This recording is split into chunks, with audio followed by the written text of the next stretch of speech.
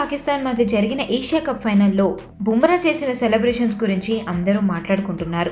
రెండు టీమ్స్ మధ్య జరిగిన హై వోల్టేజ్ మ్యాచ్లో పాక్ బౌలర్ హారిస్ రౌఫ్కు కౌంటర్ ఇచ్చాడు బుమ్రా.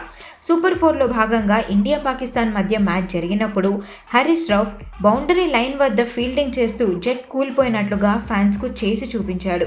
రౌఫ్ చేసిన ఆ పని భారత సైనికులను ఆపరేషన్ సింధూర్ను ఉద్దేశించి చేసిందని అందరూ మండిపడ్డారు. అయితే ఏషియా కప్ ఫైనల్లో యార్కర్తో హారిస్ రౌఫ్ వికెట్ పడగొట్టాడు బుమ్రా. విమానం కింద పడిపోతున్నట్టుగా గతంలో రౌఫ్ చేసిన విధంగానే బుమ్రా క్రీజ్లో చేసి చూపించాడు. బుమ్రా చేసిన సెలబ్రేషన్స్తో స్టేడియంలోని ఫ్యాన్స్ అంతా ఉర్రూతలూగించారు.